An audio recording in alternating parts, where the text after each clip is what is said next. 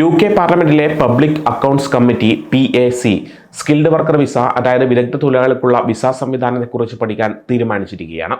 ഇതിനായി ഒരു call for evidence അതായത് തെളിവുകൾ തേടൽ പ്രക്രിയ ആരംഭിച്ചു. രാജ്യത്ത് കുടിയേറ്റം കുറയ്ക്കുന്നതിനുള്ള പദ്ധതിയുടെ ഭാഗമായാണ് ഇത്തരത്തിലൊരു പഠനം നടത്തുന്നത്. വിസ സംവിധാനത്തെക്കുറിച്ച് തൊഴിലാളികൾ, തൊഴിലുടമകൾ, വിദഗ്ധർ, പൊതുജനങ്ങൾ എന്നിവരിൽ നിന്ന് PAC അഭിപ്രായങ്ങൾ തേടുന്നുണ്ട്. 2024 നടപ്പിലാക്കിയ പുതിയ മാറ്റങ്ങൾ വിസ സംവിധാനത്തിൽ ഏതൊക്കെ തരത്തിലുള്ള മാറ്റങ്ങൾ വരുത്തിയെന്നും PAC അന്വേഷിക്കുന്നുണ്ട്. നാഷണൽ ഓഡിറ്റ് ഓഫീസ് NAO റിപ്പോർട്ടുകളും PACയുടെ മുൻപത്തെ ആശങ്കകളും കണക്കിലെടുത്താണ് ഈ അന്വേഷണം. PAC 2011 ഒരു റിപ്പോർട്ട് പുറത്തിറക്കിയിരുന്നു.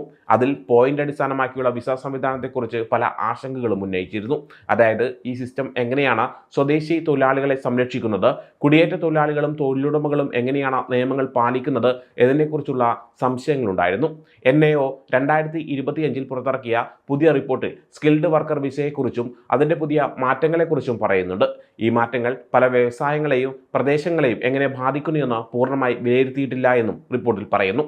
2024 വരുത്തിയ മാറ്റങ്ങൾ എന്തൊക്കെയാണെന്നും ഡിജിറ്റൽ സംവിധാനം എത്രത്തോളം പുരോഗമിച്ചു എന്നും നിയമങ്ങൾ എല്ലാവരും പാലിക്കുന്നുണ്ടോ എന്നും PAC പ്രധാനമായി അന്വേഷിക്കും.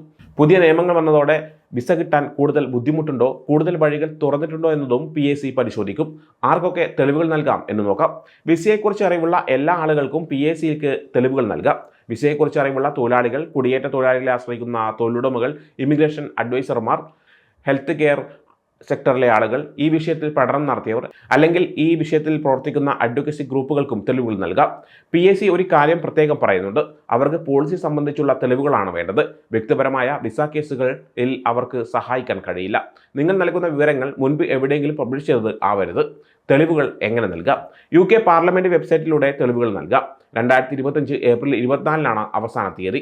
താല്പര്യമുള്ള വ്യക്തികൾക്കും ഓർഗനൈസേഷൻസിനും അവരുടെ ഫീഡ്ബാക്ക് ഓൺലൈനിലൂടെ നൽകാം. സ്കിൽഡ് വർക്കർ വിസയെക്കുറിച്ച് അറിയുന്ന ആളുകൾക്ക് UKയുടെ കുടിയേറ്റ പോളിസി രൂപീകരിക്കുന്നതിൽ പങ്കുചേരാൻ ഇതൊരു നല്ല അവസരമാണ്.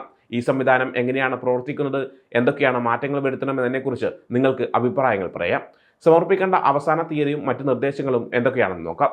തെളിവുകൾ ഏപ്രിൽ 24 മുൻപ് സമർപ്പിക്കണം. നിങ്ങളുടെ തെളിവുകൾ പോളിസിപരമായ കാര്യങ്ങളെക്കുറിച്ചായിരിക്കണം, വ്യക്തിപരമായ കാര്യങ്ങളെക്കുറിച്ച് ആവരുത് എന്ന് PAC പറയുന്നു.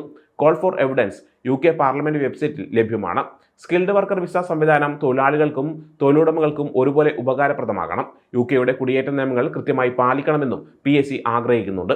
2024 മാത്രം ഈ വിസയ്ക്ക് 2,30,000-ലധികം അപേക്ഷകൾ ലഭിച്ചു. ഈ അന്വേഷണത്തിന്റെ ഫലം കുടിയേറ്റ പോളിസിയെയും UKയുടെ സാമ്പത്തിക രംഗത്തെ കുടിയേറ്റ തൊഴിലാളികളുടെ പങ്കിനെയും ഒരുപാട് സ്വാധീനിക്കും.